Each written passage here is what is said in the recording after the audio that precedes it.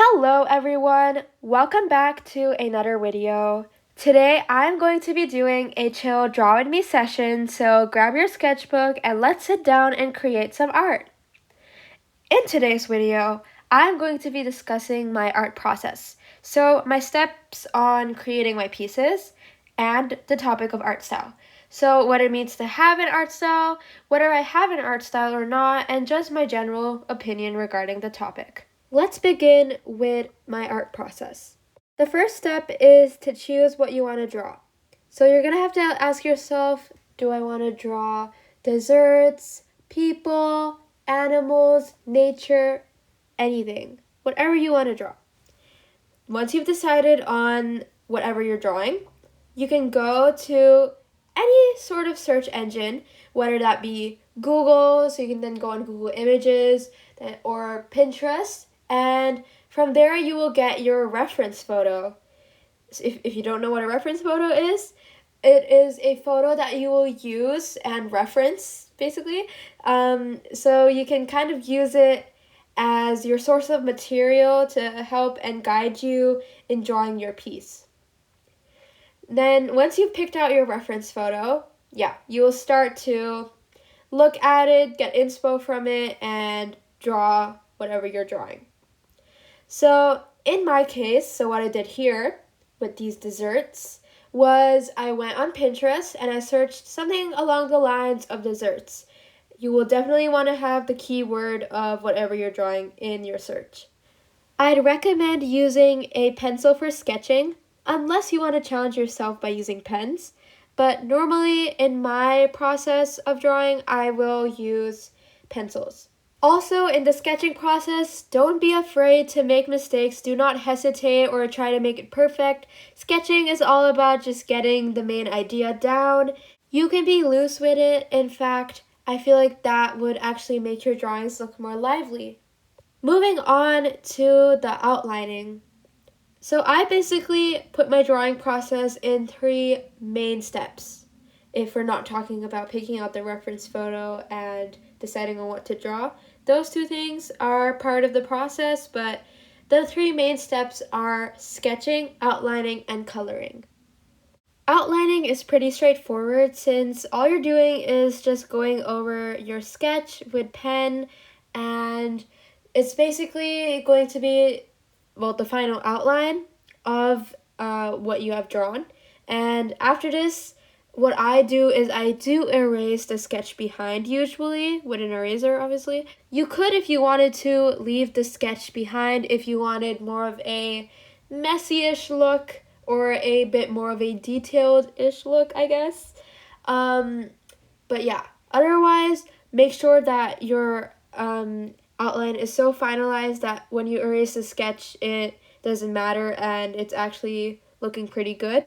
Oh, and by the way, you will want to use some sort of black pen or any sort of fine liner, any gel pen, fine liner, just anything that will give you kind of like an outline you're seeing on the screen right now will do the trick. I will use any pen basically that is black in color, because with black you get really bold outlines and it's pretty easy to see.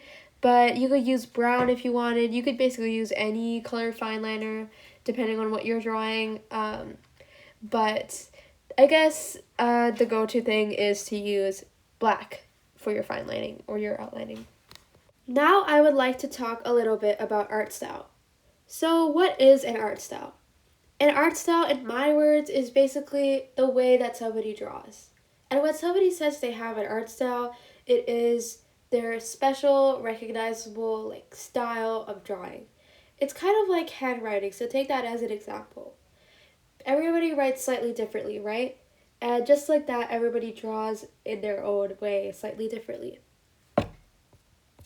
Now I want to talk about whether it's necessary to have an art style. But in this sense, an art style is referring more to having that really recognizable way of drawing that I was talking about earlier. Is that actually necessary? Because, for example, with me, it's some days art is like slightly different than other days. It's like every day it's gonna be a bit different. It's not usually that consistent, and I feel like it's that with a lot of people. Like some days we feel like drawing realistic, some days cartoonish, some days semi-realistic. But then there's other people who stick with this consistent way of drawing, and they have like their really distinct art style, and they work on that every day, and it's just a really cool thing to see. But is that actually necessary is the question. And in my opinion, no. I don't think it's necessary to have an art style. It is really cool if somebody does, and I think it's always fun to experiment with it, but it's not like you need to have one. So I don't think that artists should need to have the pressure to have an art style. Okay, so going on with the art process, the next step is to color in your drawings. You can do this with any medium you want. That can be alcohol markers, watercolors, acrylic paints, colored pencils, etc. And you're just going to go color in, and coloring does have its own like process too. I could like make an in-depth video about how to color with alcohol markers because I feel like that's the medium I use the most often. So I am pretty familiar with it. I could actually quickly summarize how to use alcohol markers for coloring. Basically, how I do it is I will start by coloring everything in its base color. So just every chunk of the piece of art, I will color in its like main color. Then on top of that, I will go and do the shading and blending with different shades and hues of this base color that I'm using. So for example, with the chocolate I'm coloring in right now, I went in with raw umber, which is the name of the marker and the color of the marker. And I colored in the entire chocolate drizzle in that color. And then I just went over, started layering. You can also layer to get darker color, or you could use a darker, shade of the same color. And that will then give you a blended / shaded effect. Or here you can see that I shade the donut frosting with this pink color. And, well, if I wanted to, I could then go and shade with a more reddish tone, and that will then give me my shaded effect. I didn't do that here though because you don't have to shade everything, of course, right? So some things I do keep more simple. Maybe they will look a bit more cartoonish, and then larger parts, if I want to make it look a bit more semi-realistic, I will then shade them, or just to give my art some more detail, I will do the shading. Here is another thing that is really interesting, and that is if there are parts of your drawing that are not necessarily being colored in, or they're just like white and they don't really have any color, you can actually make it look more realistic by going in with a really light colored gray, and that will give it a more, it will make it look a bit more professional and not so unfinished. This tip can also be applied for highlights, unless once again the highlights are super cartoony, and sometimes in reference photos or just in general, the highlights are so bright that you don't have to use gray, but a lot of the times this is the case, so this is an important tip to remember. You just saw me color in the mason jar area, and I did this in a pretty interesting way once again, because the center has the effect that it's like lighter in the middle, and then around the edges you can see it's darker just because I guess that's how the milkshake is. So I went around the edges with a darker color. I think it was the potato brown marker, and then I used what is it called? I think it's the warm gray tone. So yeah, once again, that is a gray color, just so it doesn't look completely unfinished. And I put that in the center. Then I went in with this peachy tone. I think it's called salmon pink. And I basically used that in the center, I think, and I blended that in. You can replay that part of the video. And then I just blended all that together to give it this like nice clean look. And I also, for more of the like drizzle, I think this might be caramel, might be chocolate, I did like add in the potato brown again, like a little bit. So it does give this pretty nice effect.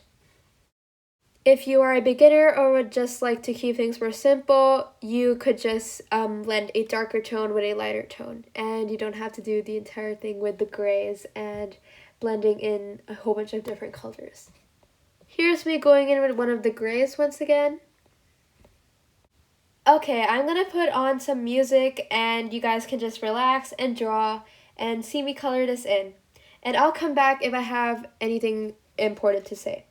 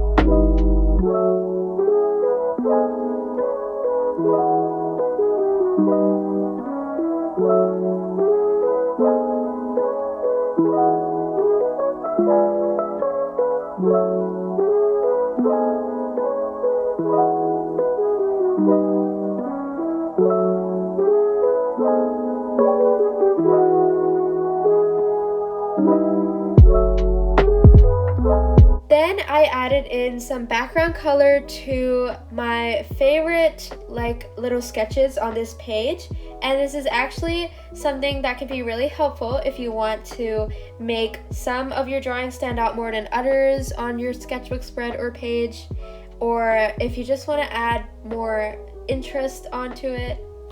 A tip I have is to use contrasting colors for the backgrounds. So here I was using like a pink and this like reddish color. So the contrasting color to red is green, and that's why I use green in the background. If you are using alcohol-based markers for this, like Oohoohoos, and they have a chisel nib and a brush tip, it may be helpful to use the chisel nib for the background since it will just go quicker, and yeah.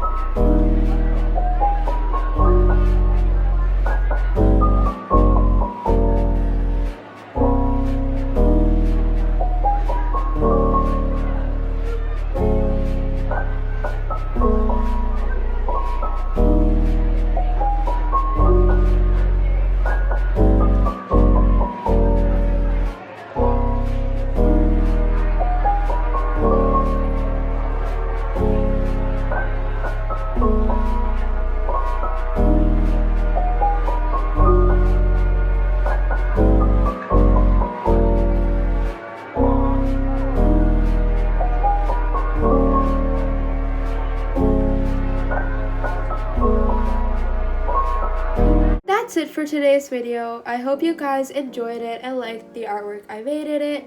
If you liked this video, then please leave a thumbs up and subscribe. And yeah, I will see you guys in the next video. Goodbye!